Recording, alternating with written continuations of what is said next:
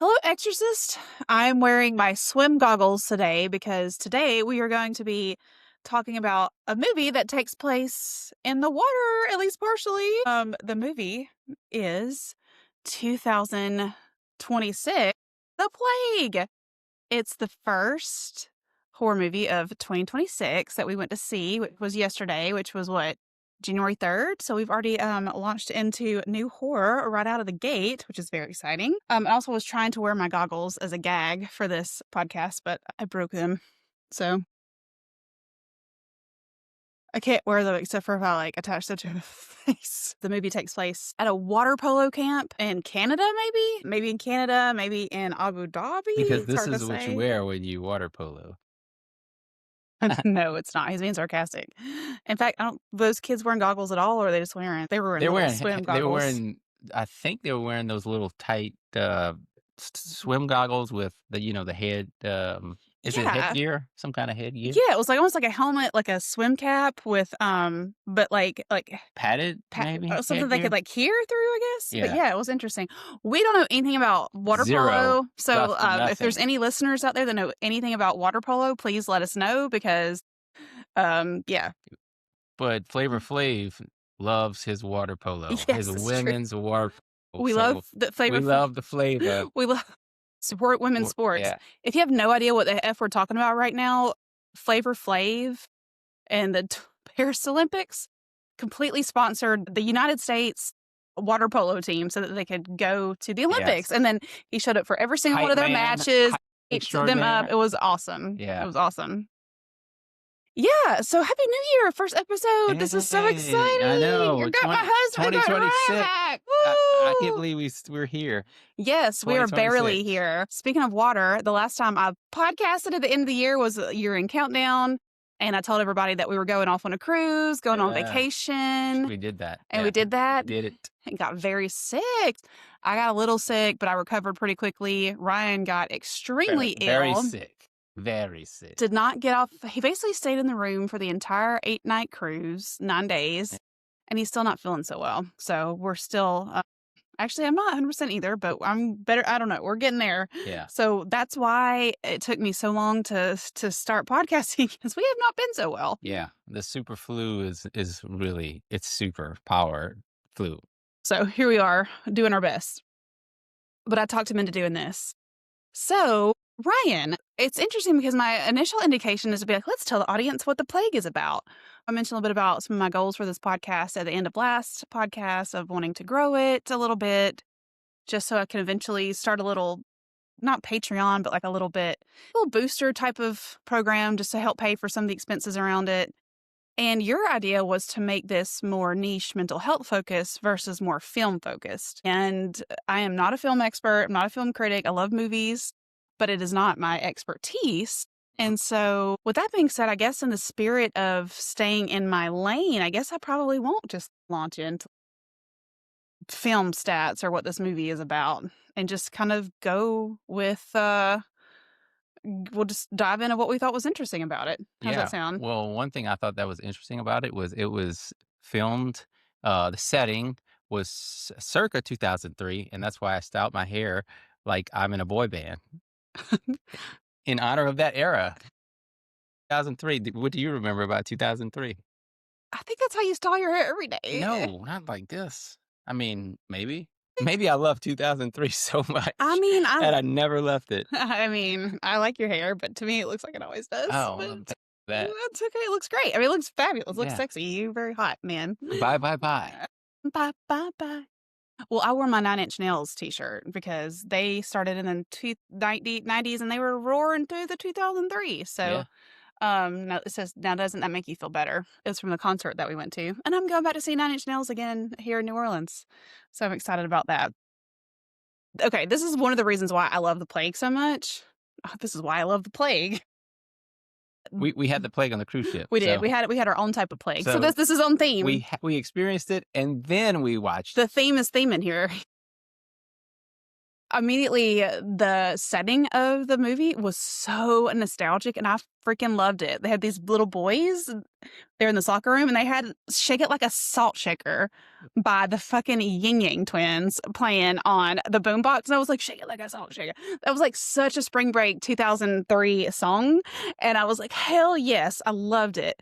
And then one of those little kids, and I guess I should just go ahead and say, look, the movie is centers around 11 and 13-year-old boys. 12, 13, 14, I guess. Like, yeah, like preteen, adolescent, Yeah. young teenage boys at this summer water polo camp. And Mhm. so that's the main characters of this movie are these young boys. It's 2003.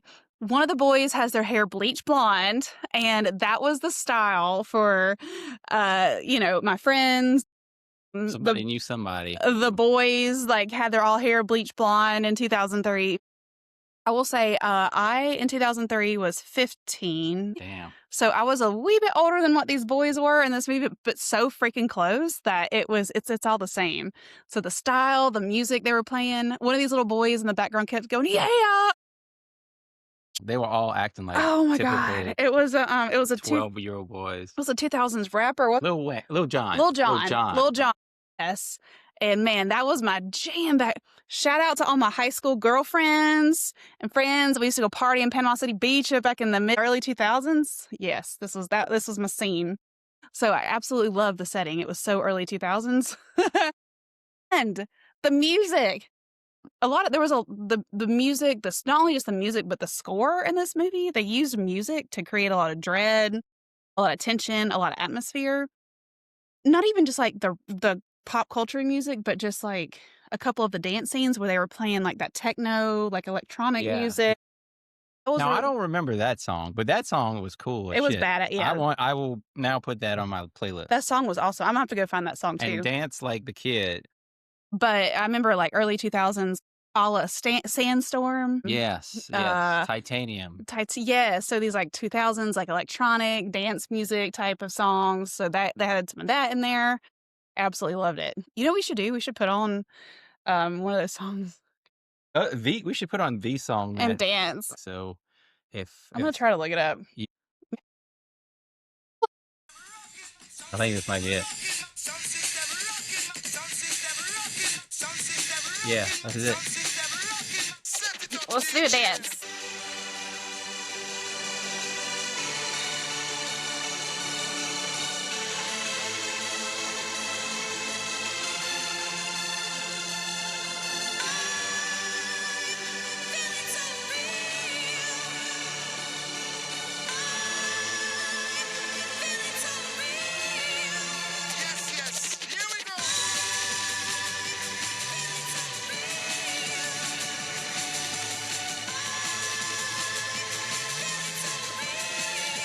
The title of the song is "Feeling So Real" by Movie! It's so good! First of all, in the process of looking for that song, we did find that there is an original motion picture soundtrack to The Plague by Johann Lennox, and it's got some banger fucking sounds. I'm going to link that to the podcast. I'm going to link that song to it by Movie. If you're not watching on this on video, go catch us on YouTube or Spotify because you're going to want to see that. So all that was to say how awesome the music and the soundtrack was. Okay, I want to tell you a spoiler-free what I like about it, but like I just think that here's my analysis of the movie from a non-spoiler perspective, and then we'll talk more in depth about the spoilers. So the spoiler-free version of this is that this is a movie about I particularly think it's a coming of age tale because again it takes place with these young boys at this time of their life where lots of changes are happening. It's got body horror. It's not like an ugly stepsister body horror. Yeah. But there's some there. A lot of the horror in this movie is in the coming of ageness things that are going on in this movie.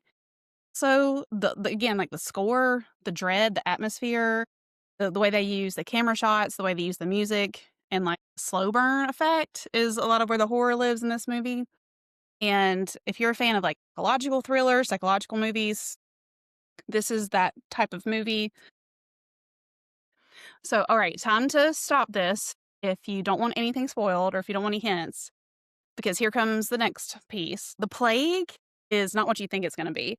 I read a lot of stuff online that said people went into this movie saying they thought this was going to be a movie about, like, I thought it was gonna be like another Z kinda yeah, movie, or like an a, apocalypse or some kind of a contagion type movie. Not really at all. Maybe just yeah. a small little hint of that possibly, The plague is but definitely not what you think it is. The plague, well, maybe, I don't know. That's up for debate. It's certainly not on the nose like you think it is. It's yeah. not like this is not a zombie movie. This is not, like you said, like a World War Z. This is not like an outbreak type of movie. I and I were talking about this earlier, and we think that the plague in this movie is a metaphor for really. The plague is one of three things, or a combination of three things. Number one, it's a metaphor for being outcasted, for being black sheeped, being scapegoated. So in this movie, different kids were identified as having the plague, kind of as like a bullying tactic. He's got the plague, stay away from him. And then the kid would be outcast, right? So like the plague being used as like a way to like ostracize and bully. Number two, the plague could actually have been some sort of Could have been eczema, e, contact dermatitis, possibly. yeah, it could have been some very explainable skin condition because there was, like I said, body horror. So there was a skin condition that kind of started to emerge. I do want to come back to that because there's a couple of things from this movie other things that deeply resonated with me other than the time frame. So yeah, the plague could have been a very explainable skin condition because that was going on in the movie. There were kids that were developing this skin condition. Or number three, it could have been the fucking plague, or not the plague like we think of the like bubonic plague, but there could have been some sort of unexplainable sickness or disease that these kids were starting to get. And the movie left it purposely, what you call it, vague, left it purposely up for interpretation. So we don't have to know, right? It's okay. But in my opinion, I think it was both a metaphor and I think it was explainable. I saw a review on Letterboxd. Their only review was someone needs to clean that goddamn pool. And I was like, yep, exactly. That's what I think. Somebody needs to clean the pool. Right. Yeah. Well, where do you want to start? You want to start plague is like metaphor as a real skin condition or like something unexplainable?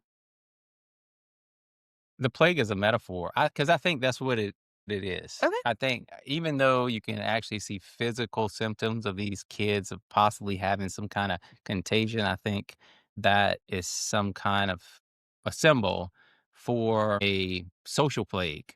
One of the kids is an outcast. Of course, you start with an outcast, but then when you associate yourself with outcasts, you become the outcast. So it's coincidental that the two kids that are experiencing this rash, this physical actual body rash, they're the two that are the ones that are predominantly bullied in the movie.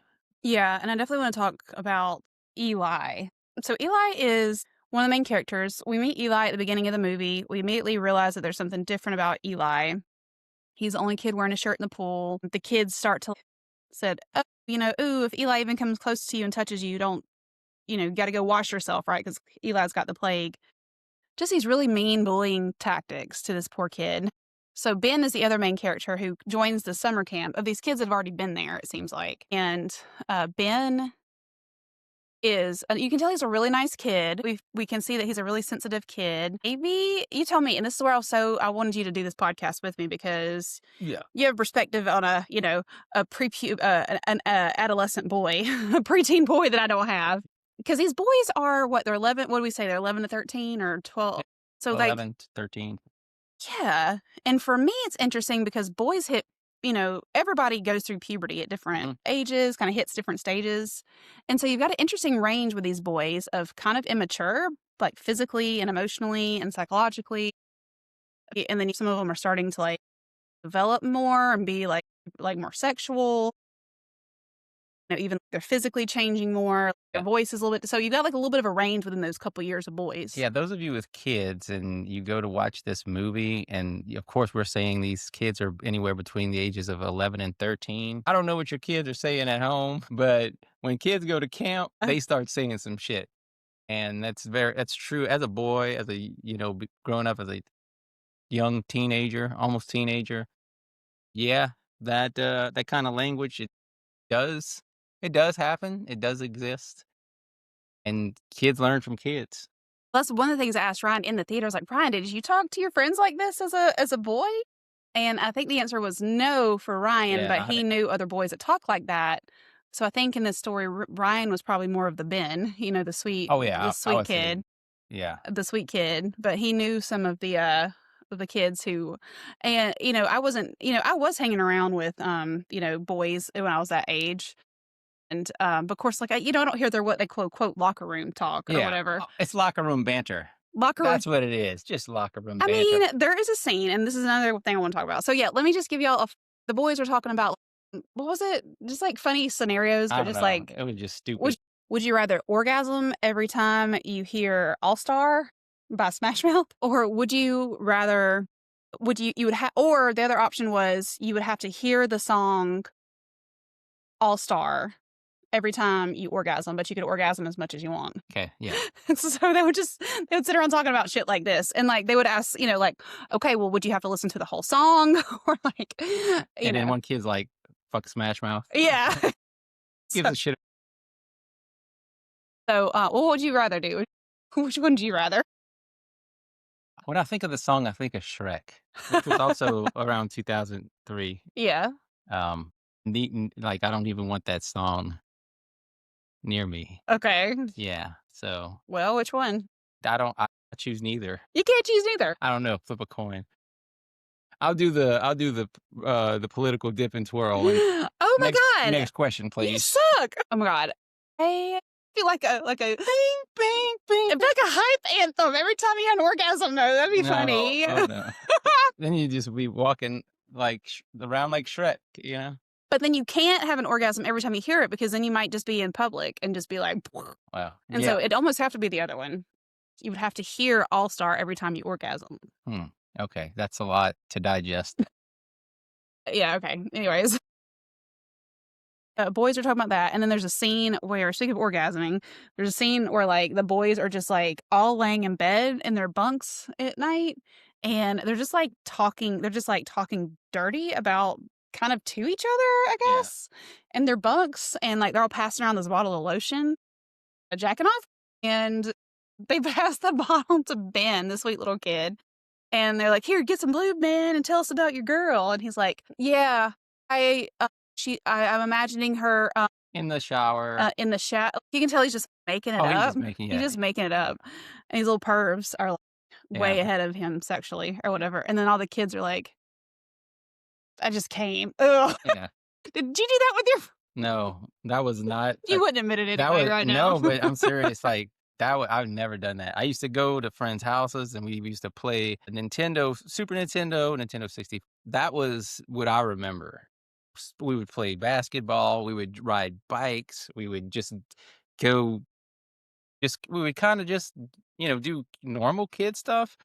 That is taking it to another level with your friends. Well, circle jerking with jerkins. Basically, I mean that's basically what it was. So Yeah. No, that wasn't a thing in my circle of friends. We weren't circle jerking each other off. Oh my god. No. It's not gay if you're not touching someone else. Is that what was that from a movie? Oh my god. Well, I did a little research because I was like, how normal is that? Because I wasn't a little boy.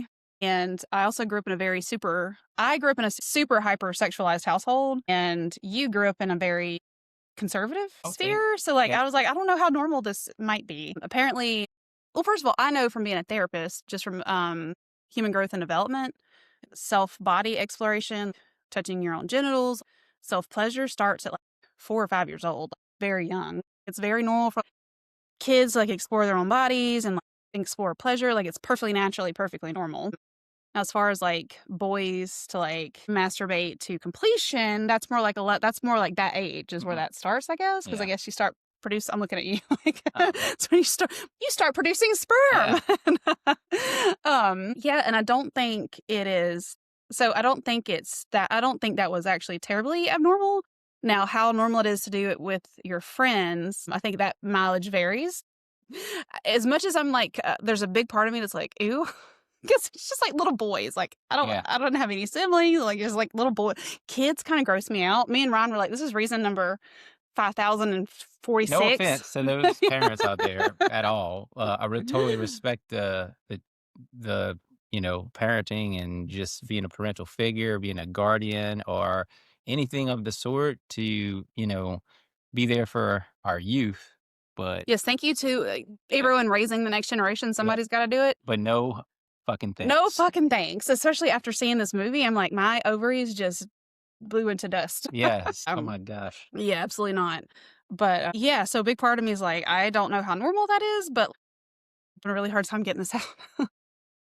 I explored sex with my friends when I was around that age. I'll just say that. Like I said, I was, grew up in a very, sexualized environment, and that was not abnormal for me, I will say, from the female side of things.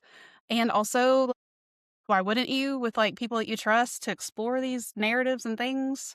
So, I don't know. I think my initial, like, surface reaction is, "Ooh," but, like, I don't know if it's really that weird, Hmm. actually, if you really think about it. Yeah. So, I don't know. What do you think? I think like from a boy's perspective, it's all about who has the nudie magazines.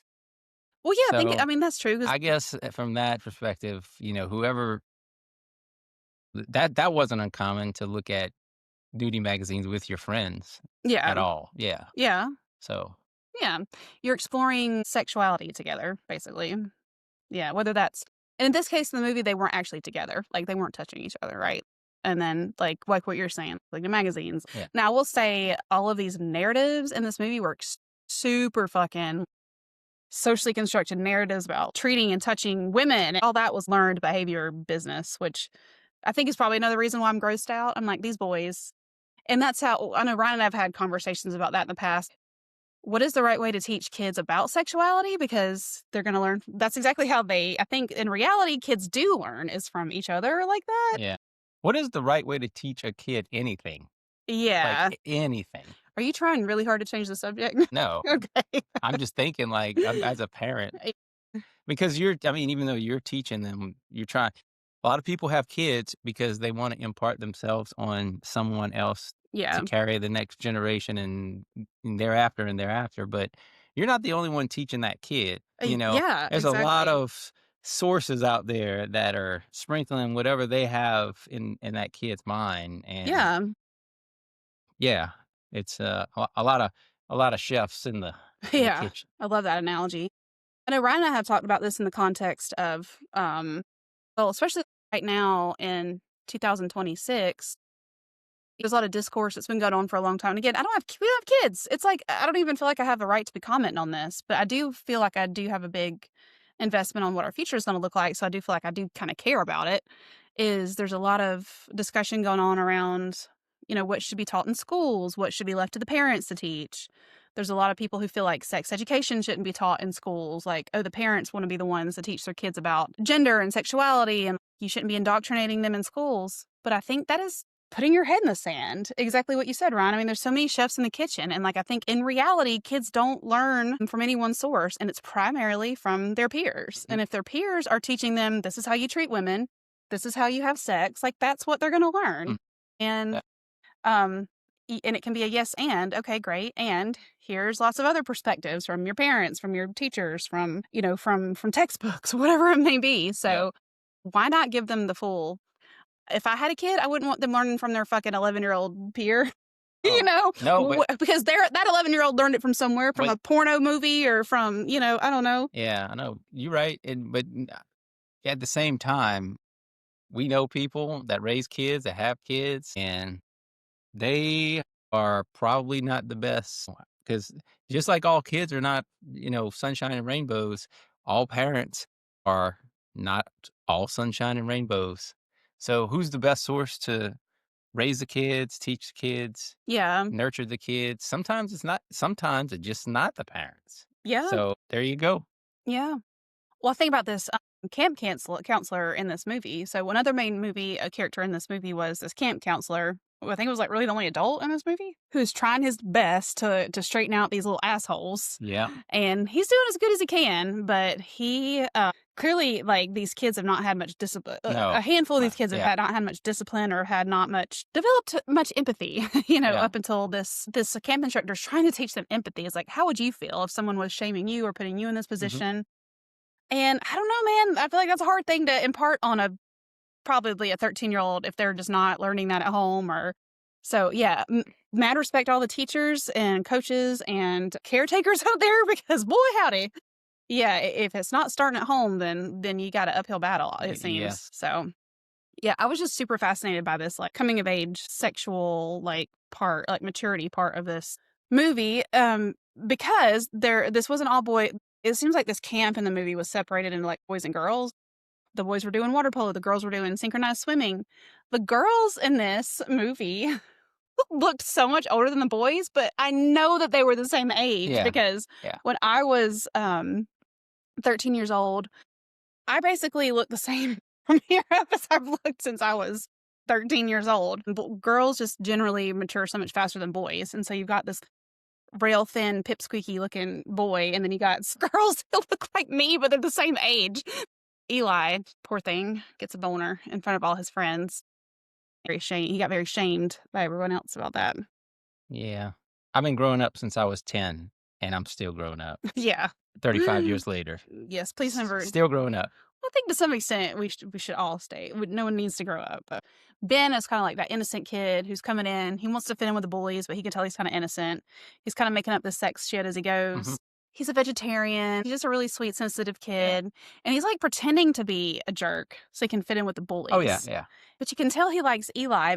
There's moments where they like kind of make Lord of the Rings jokes together. Yeah. But then he kind of has to pick on him in order to be able to fit in with the bullies. And you can tell it's really hurting his feelings. Yeah. I think he likes Eli. And I also think he has empathy for Eli and what Eli's going through. Nobody wants to be around Eli. Eli is the only kid that wears a shirt into the pool because, of course, he has the skin condition and he has acne. That is around the age of 11, 12, where both boys and girls start developing facial acne, back acne. I remember those days. I remember some kids had it worse than others, acne worse than others. I remember almost anybody and everybody that had acne was taking something called Accutane. I don't know if you remember They're still doing it today. Still doing it? Yeah. Oh, wow. Yeah. Wow. That's still a thing. Had no idea.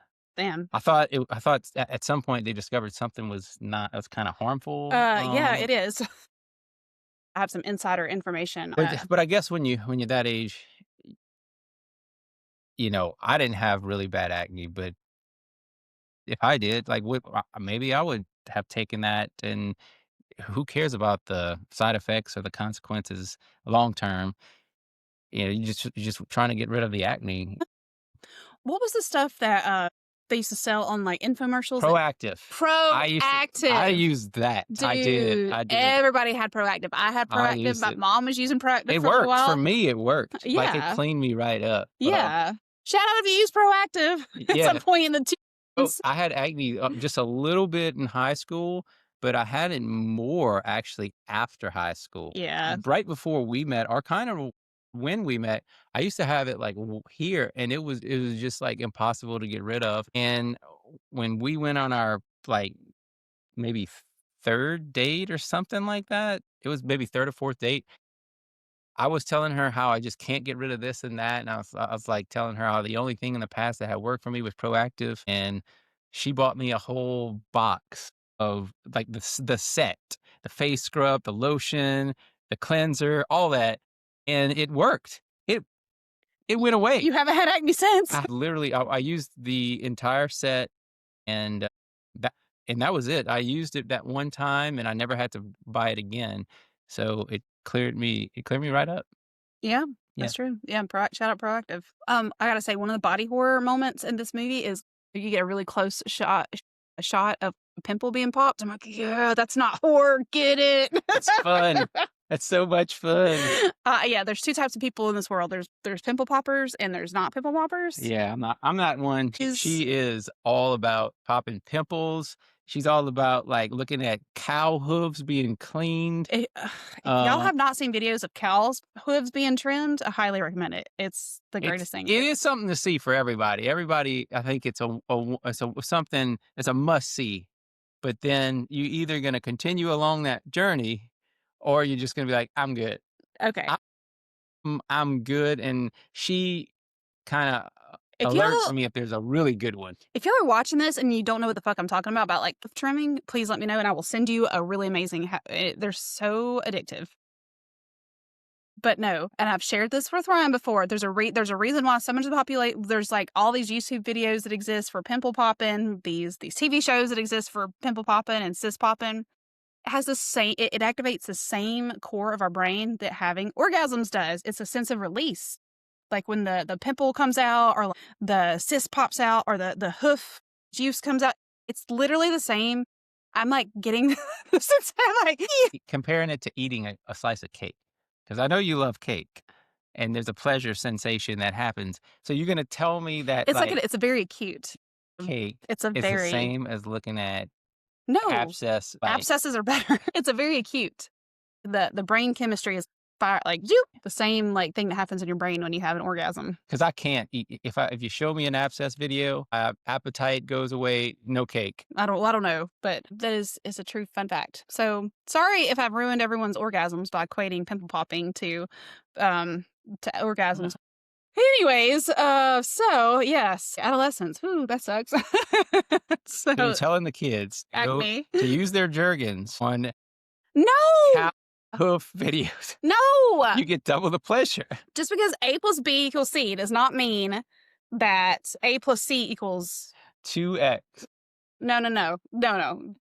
Different things in pleasure center. It's just this, it's like the same thing as looking at social media has the same impact as using meth. But I'm not telling everyone else to go. Okay, yeah. I'm not telling everyone to use meth. You know, like it has like being on social media has the same dopamine Yeah. response in your brain as being on social media. Okay. So yeah. Anyways, so there's that, and I want to talk about Eli for a minute. I want to keep talking about Eli Okay.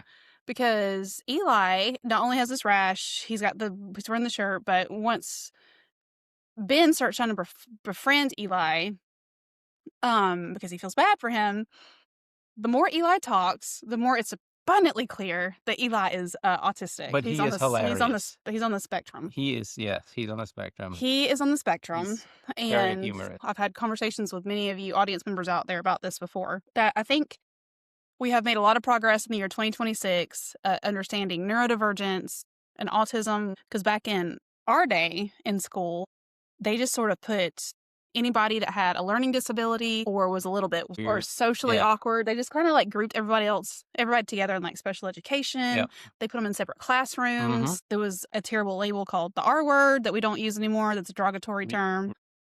Eli is it's abundantly clear that he's on the spectrum because obviously he has no social skills and he's clearly been targeted for that. He's been marked as having the plague, and he just he has special interests. One of his special interests is being in the sauna. He just sits in the sauna when he eats. At Lord of the Rings, he likes to dance and he likes to do magic tricks. Just so a lot of these like niche, stereotypical like autistic traits. He doesn't make eye contact. That gets called out by Ben at one point in the movie. Ben tells him, like, have you ever heard of eye contact? And the cadence of the way he talks, I mean, it's abundantly clear. And so he's clearly been targeted. So I guess while we're on this train, there's this point in the movie, to me, that made this movie worth talking about in a podcast. Beyond the 2003 era stuff, the interesting sexual maturity stuff, there's a scene where this movie comes to a head where Ben has been riding between being friends with the bully and with Eli, and he's now been completely bullied now by the bully crew. Yeah. And he blames Eli for that because they've now associated him with Eli. And so he goes to Eli and he takes out his anger on Eli. He basically drags Eli out of the school dance, tells him that he's never going to have any friends and that he needs to act normal or he's going to be alone his entire life. Yeah. It's this really heartbreaking rant. And poor Eli has basically akin to a nervous breakdown. And it was terrible. And that speech just really stuck with me because it's an interesting question that Sam poses. No, Ben, sorry, Ben. The coach actually earlier in the movie had told Ben, you just need to be yourself. Like, you're going to be grown one day. You're not give a shit about these bullies. You're not even going to remember them. So all you need to do is just be yourself and not give a shit about what other people think. And so Ben then turns around and tells Eli, he's like, you need to stop. You need to start caring what other people think because you're going to be alone and lonely if you don't start caring what other people think. And so, I don't know, I've been thinking a lot about that. Actually, as one of my New Year's resolutions, I didn't like formally make any resolutions, but I know one thing that I wanted to do more of is kind of catch myself in those moments where I feel like maybe I want to dance or I want to say something stupid or I want to speak more honestly. And I catch myself masking or not being completely honest or being embarrassed or whatever. I want to give less fucks, like I want to be more like Eli, basically. Yeah. I want to be more like Eli. I think there is something to that question of what is the cost of being fully, unabashedly, unmasked, and being yourself? Because the cost of that is being like Eli, and you have no one that can relate to you, no one that sees you, no one that knows how to, because you literally are just living in your own. I think even Ben said this, like you're just living in your own world. Yeah, you're just living like literally in a one-man world there, right? Like that's what it means to be yourself. Or you could be like Ben, who is sort of just pretending all the time in order to have friends. And because of that, he's in theory not alone, but then at the end of the movie, it doesn't work out for him. So, but it's an interesting question because there is a cost to both of those scenarios. So being just like no filter, and then the other alternative is you know, Have some having that filter, filter like have a filter, have like some, yeah. like having a filter, having some, doing some masking in public, I guess. Yeah. Going a little bit of going along to getting along. Yeah, and I think that comes I think you lose a lot of your filter and your regulation with age. As you get older, you start giving less Fs about what people think, Yeah. and you start basically just kinda growing into who you wanna be. Yeah. So, it's more pressure on the kids, of course, to To want fit in. to fit in and to be like everybody else. Yes, and I'm just being a little bit of devil's advocate here, because I don't think there's a good answer to this. Even though I know some of y'all out there was like, "Why would you never just not be yourself?" But hear me out. No, I think everybody knows that old person that just speaks their mind, just does crazy shit, and you're like, "I just fucking love them." Like, I just love it. Sometimes. Yeah. Yeah. Sometimes we love them. Other Yes. times it's like, I don't Yeah, you know, just they wanna do shouldn't have this. said that. That was Yeah. bad form. Yeah, bad form. I've been around older folks that are just like, "I just wish I could just get away. I wish I could get away with saying something like that, but why can't I? Like, why can't I get away with something like that?" And back to the speech that the coach is giving Ben, and he's telling him, one day you're not gonna care about all this. Like, one day you're grown, you're not gonna remember these kids. Yes, because clearly that is not resonating with the kid in this scenario, because when you're a kid, when you're Ben's age, when you're a preteen, everything is like, the world is ending right now if Yeah. things aren't going well. So that's all, like, he doesn't give a shit. Like, he can't imagine the future. Adolescent brain literally can't imagine the future. That's why suicide rates are so high for teenagers, is because they can't imagine a world where they don't live in pain. And so the speech is not working on the kid. But I was thinking about that too. Think about us, for example, or think about people our age. If I just sort of move up the timeline a little bit, you think about retirement. You work your whole life. You see where I'm going with this. Like, you work your whole life for retirement. And by the time you get old enough to retire, like, you're too fucking, like, you're too tired to enjoy it, right? And so then then the point that I'm trying to make is, why are we always waiting for a different time to enjoy life? Why that message of life's going to be better later? It's like, why? Because we're going to be so much of time is going to pass us by before we're actually enjoying life, before we're enjoying retirement, before we're enjoying what life has to offer in the here and now. And so on one hand, I think that is obviously wise advice, because I don't give a shit who was bullying me when I was in high school. But on the other hand, what is I gonna sit there and like sleep my way through it? What are you gonna do? Sit there and just like twiddle your thumbs through it? No. So I don't know. I can't wait to retire. I'm looking forward to it. I wish it was next year. Um, agree with everything you said. There's a responsible way to retire, and there's a because like, look, I am all about retiring, but I'm also all about traveling and enjoying life and doing vacations and I know we go back and forth a lot. Like Jamie, this year, 2026, we already have our vacations mapped out on her whiteboard right there. How much, where we going, what's going to cost for that trip. So yeah, we kind of know how much we're going to spend. So yeah, enjoying 2026. The other piece of that is, what about 2045? You can't throw all your eggs in the 2026 basket without having to save a few eggs for 2045. So, Yeah. Well, I think what you're talking about is balance. balance. Yeah. Yes, Yeah. that's it. Yeah. What you're talking about is balance. And I think when I come to the Eli Sam, no, wait, God, why do I keep trying to call him Sam? It's Ben. Is it Ben. Ben? The Eli Ben conundrum. Sam, I think, is the main bully, I think. Somebody's, yeah, who is, by the way, diabolical. Like that little Yeah. kid actor with like just his little face. I When want I to fucking slap that little when I kid's. think of a shit-faced kid that makes my skin crawl, I think his name is Sam in the I movie. don't know, but that kid's like his little micro, just like, I don't know. I just want to slap his little face. Such a punchable face. I'm not going around Me punching. this I'm not going around it's a punching kids. child. He's punching babies. This podcast is just for entertainment purposes only, not to be used as a substitute for therapy. And I am giving opinions Yes. not as a therapist, but as a podcaster. Blah Disclaim blah that blah. shit, Yeah. please. So the Eli and Ben conundrum, right? Most of my experience is working with neurodivergent folks since I've been a therapist, and thus, and even learning about aspects of myself through the years as being neurodivergent and masking through the years. I do think it's a little bit of a balance. I'm not, and hear me out.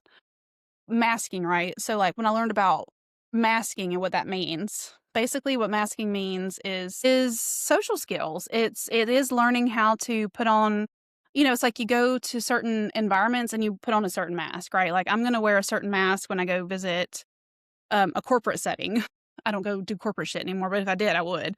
Or versus when I hang out with my friends and drink, I'm gonna take that mask off and put on my maybe no mask and just be, I'm gonna cuss up a storm. Or maybe if I go to a church wedding, I'm gonna put my nice church girl face on. I don't know, whatever. So we all wear different masks depending on the environment, the people we're around, whatever's going on. And from what I've learned from more specifically autistic folks, is that masking is not a bad thing.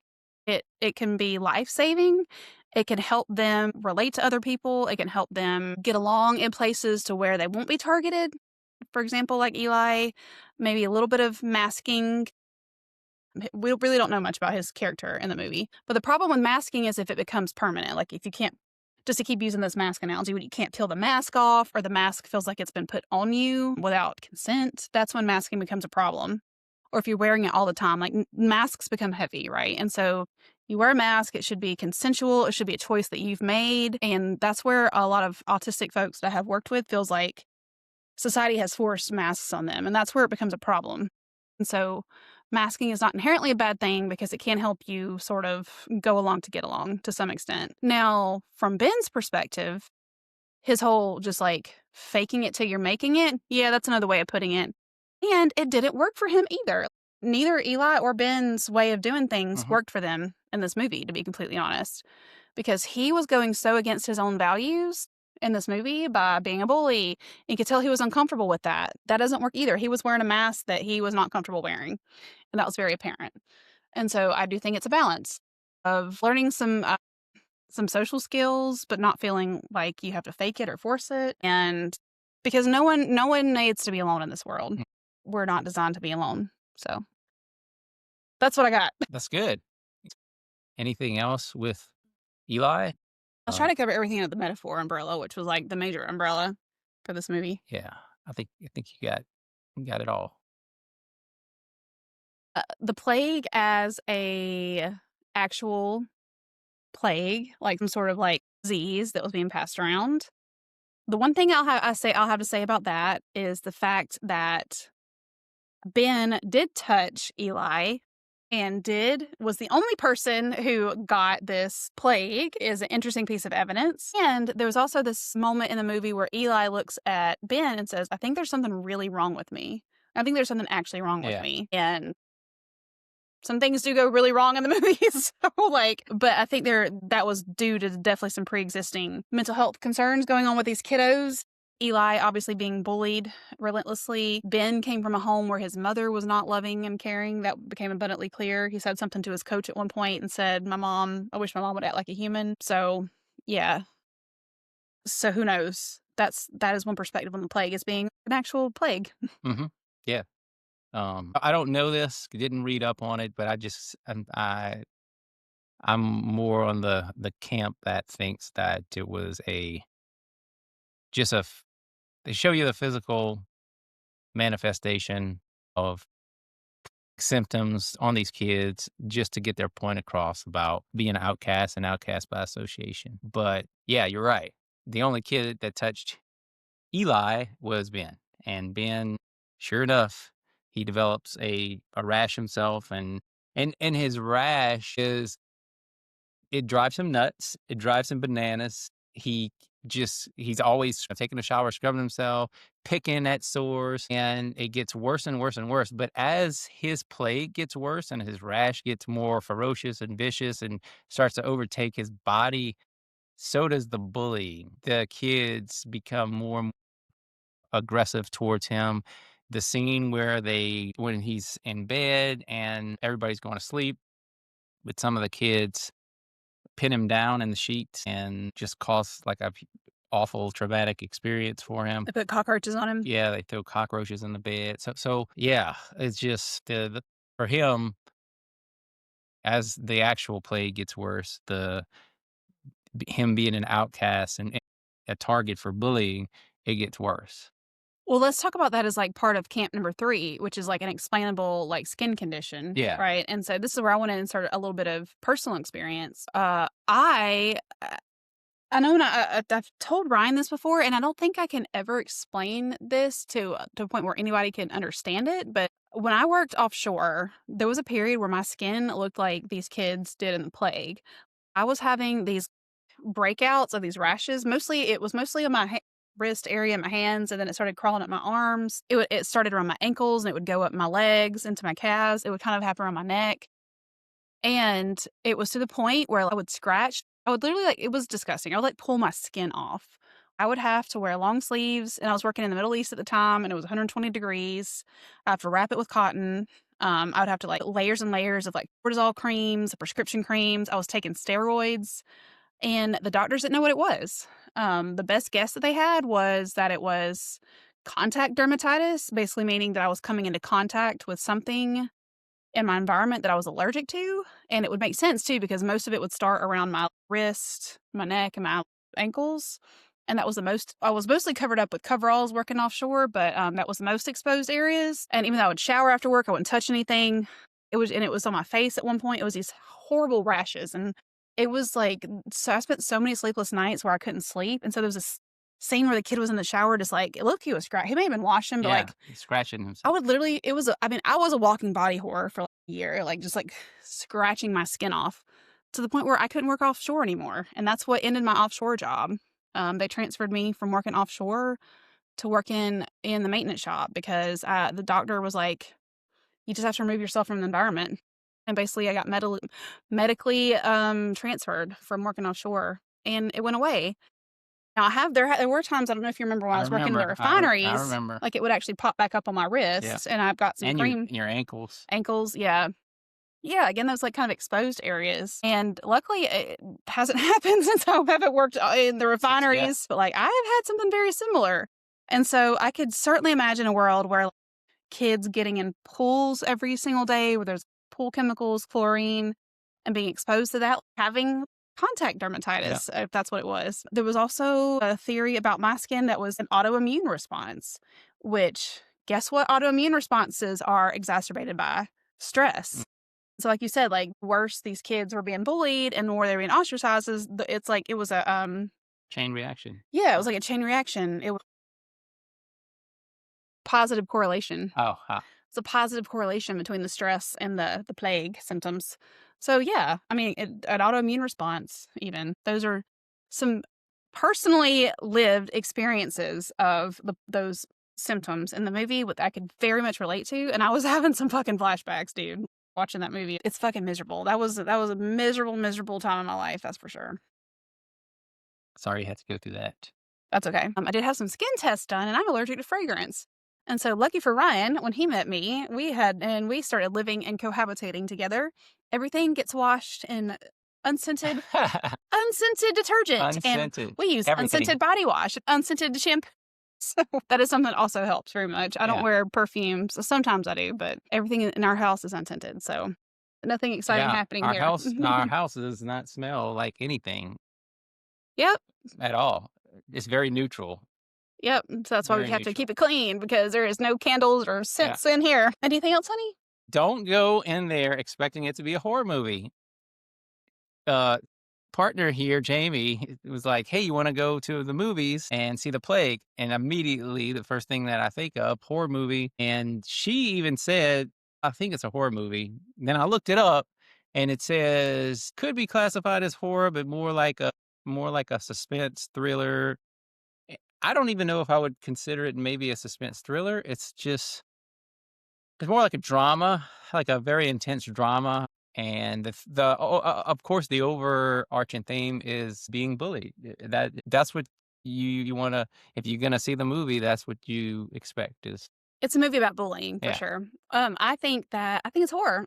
I think that it's this movie is brilliant in that it doesn't use some sort of monster as a metaphor for bullying. It uses the thing as the like a horror. real life Yes, experience. like Yeah, it uses the bullying as the monster in this movie. And so I think that it is horror, but it's done in, like I said, the horror is in the is in the lived experience, it's in the score, it's in the atmosphere of the movie. And then there's body horror. yeah, There's some gore. yeah. Well, it's a well-made movie. Oh, The it's kids acting, like, all the kids, they did a super good job. The story was really good. It was like Jamie said, it was just a moment of time at a water polo camp. That's basically what it covers. And yeah. one of the kids, Ben, of course, as the main character, is just kind of following his experience through the camp. Do you want to show everybody what we made? Play-Doh. We're just fucking around with Play-Doh. Play-Doh. We have made Not woo! sure what we made, but We accidentally made something together. I gave it 4 stars. Out of a 5 stars, I gave it 4, mostly because I loved most everything about it, like all the things I've talked about. Thought it was a little slow. It was the slow burning was slow yeah. burning, and I think that it could have been. I wish it was more horror. Admittedly, I do think it was a horror movie, but I wish it would have been more horror, and I wish that it would So have. more bullying, I mean, no, like, I didn't want it to be more exploitive. or more actual, like Maybe body what horror. think of horror. It could have been. They could have been more. I definitely didn't want more bullying. I didn't Yeah, want it to get that exploitive. was a lot of bullying. Yeah, I didn't want it to be exploitive. I definitely don't think it got exploitive, not like a bring her back kind of thing. But Yeah, I think that like, more body horror would have been good. Maybe more like dream sequences could have brought in some horror to it, yeah. something like that. Well, Because there was a dream sequence or two in mhm. there. So yeah, I gave it 4 out of 5. I gave it a 2.5 out of 5. I really liked it. I stayed awake the whole movie. I was surprised Uh, actually. the theater we went to is not the typical theater that we go to watch movies. This theater is probably as far as away, I guess, in the Tri-City area you can get to somewhere that actually shows movies. And we were the only ones in the theater at this show, the only ones, just her and I, and the seats were so comfortable. They were broken in. It was kind of an older place. It wasn't leather. It was some kind of almost like a suede type I don't know. material. I'm surprised you stayed awake too, because it was your nap time Yeah, and it was the like movie was kind of 2 slow. PM, movie slow, but I stayed awake and I enjoyed it. Yeah, enjoyed it. That's a good sign for Ryan. Well then, Mr. Good Sir, It is 2026. What demons have you exorcised as a result of the plague or talking about the plague? Like Ben and Eli, they have well, especially Eli, he's experienced just for that short moment of the story, he's had a life's full worth of freaking awful, just nonsensical bullying. I would say I've experienced a lot of other kids getting bullied. See, The childhood trauma is just the pressure to be someone you don't wanna be. Like the group of kids in the movie, every boy, I think, has that pressure to be a part of the bully squad. And the hardest part about what I thought of as the trauma in my childhood is just not giving in to being that person that's gonna bully other people. Like making a decision to not go along with the gang and be the person that's gonna make fun of or pick on other people. I could definitely see you being that kind of guy because you're always a stand up guy. You're one of the guys that people come to tell you everything. That's true. um, I gotta say, for me, I love to dance. You know this. I do know this. I feel like you're about to say something. Your face got big and then it dropped. No, I'm curious to know where this is going. I love to dance, and doing our little dance right then, did this episode, our little Eli dance was so much fun. The demon exercise is of embarrassment, of a little bit of that, like, I wanna dance this year like nobody's watching, because that's how I wanna dance like Eli, because that's how in the movie, Eli was dancing, and I was like, "That's how you dance like nobody's watching," and that's how I wanna fucking dance this year. I have seen you dance before, and I thought that is how you dance. I wanna do more of it. Okay, I more wanna of it. do Okay, more of it. okay. Yes, and so to do that right now in front of God and everybody, whoever's watching this podcast I'll ne was very cathartic. I'll give you an example. I'll never forget the time that me and you it was a New Year's Eve celebration. Not the time in Houston. Okay. It was another time. We went to L'Auberge Casino, I know you love to and talk about Houston. we oh gosh, yes, I do, but not this time. We went to L'Auberge, and we both I mean, I say I dressed up to the T, that just means I put on some long pants and a long shirt. But she gets all dressed up, makeup, everything, and we go out to L'Auberge in the Baton Rouge area, and we I would say we're on the younger side at this point, like, we are very, very compared to all the other folks that were there, much younger, and then had a few drinks. I think we had dinner before maybe, and then we went out to watch the band near the bar area and had a couple of drinks there, and then you just started I'm not sure, I don't remember the song that they were playing, but I remember you just went from watching and just kinda, like, singing along to dancing, and you were egging me, telling me to dance, and, like, and I wanna say you even said, "Let's dance like no one's watching." And I remember you did it that night. You just danced right here, right next to me, like no one was watching. Yeah, I mean, definitely. And there's like moments, like even just on the cruise that we're on, or even like in, I don't know, I'm trying to think of other, just like places where, I don't know, music breaks out. And I'm just Yeah, like, I'm kind of looking around, waiting on someone else to dance, or, just kind of feeling a little embarrassed. Like, I don't want to, why? Like, why would I be embarrassed? And so yeah. I want to keep exercising that demon of like embarrassment. Like, I Mhm. just want to keep dancing like no one's watching without, get out of there, demon of embarrassment. Who gives a shit? I Yeah. don't. All right, Exorcist, until next time, I've got some really exciting episodes coming up, I gotta say. I've got one coming up next week with a friend of mine, and then the same week, a celebrity. I've got a celebrity coming on. The biggest celebrity I could have possibly Like ever. her biggest celebrity you could have that she Everyone's gonna love it, I'm telling yeah, you. The everybody's gonna way love this it. person speaks is just, like, right into your soul, and I am just so excited. And then I'm doing He a. is a celebrity in that in the Yeah, field that yeah, he's a he celebrity in is. this field. Hope everyone's 2026 is going well. And until next time, okay, bye.